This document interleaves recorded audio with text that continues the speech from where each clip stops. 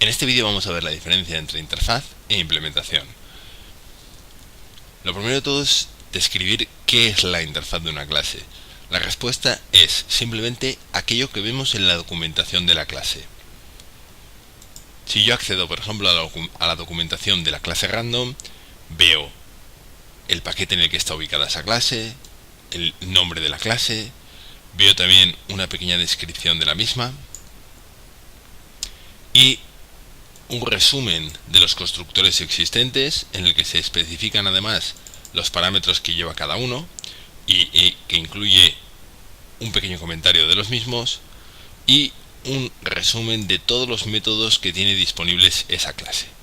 Por cada método yo puedo ver su nombre, el tipo y número de parámetros que lleva y el valor que retorna. También en ciertas ocasiones veré algo como lo que puedo observar en este primer método next, que dice protected y que es un modificador de acceso. Nosotros estamos acostumbrados a ver que los métodos tienen el modificador de acceso public, ya hemos usado algún método con modificador de acceso private y el tercer modificador de acceso existente sería protected. Todo esto lo vamos a ver en vídeos posteriores.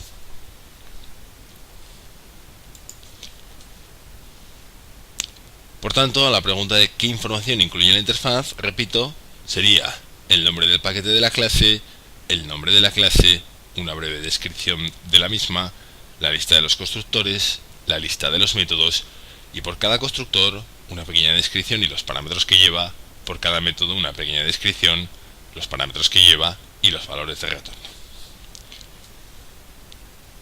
Por contra, la implementación de una clase consiste simplemente en el código fuente de la misma.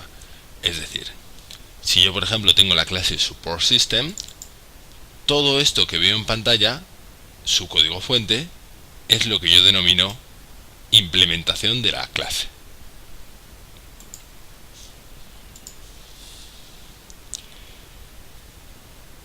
¿Para qué sirve la interfaz de una clase?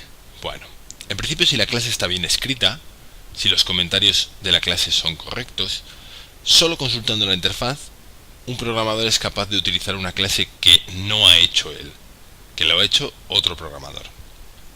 No necesitamos ver su implementación, solo su interfaz. Esto es un ejemplo de abstracción, de esa abstracción que venimos comentando desde el principio del curso.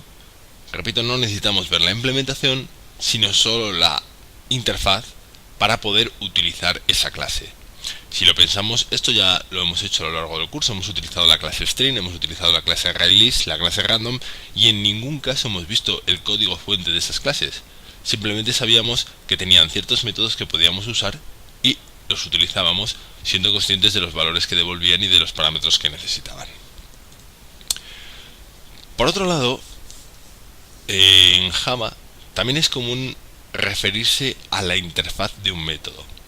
Cuando nosotros hablamos de interfaz en general nos referimos usualmente a la interfaz de una clase, pero también puede ser que estemos hablando de la interfaz de un método.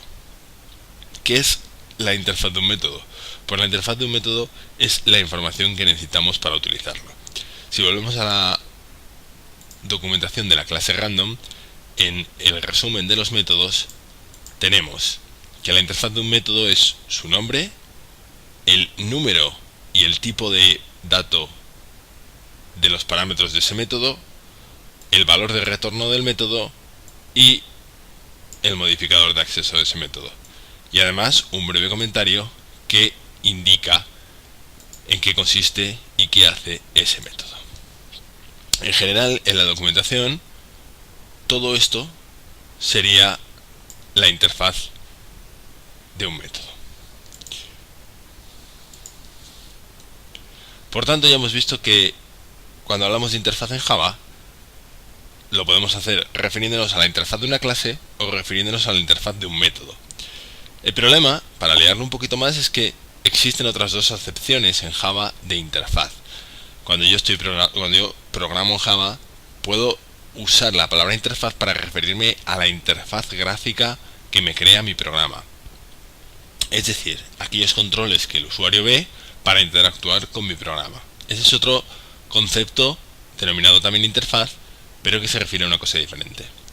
Finalmente, en Java existe una palabra reservada, una construcción que se denomina interfaz y que veremos más adelante, que tiene ciertas utilidades especiales un poco avanzadas. Por lo tanto, cuando hablemos de interfaz, en Java nos podemos encontrar esos cuatro casos: interfaz de una clase, interfaz de un método, interfaz gráfica y la palabra reservada interfaz.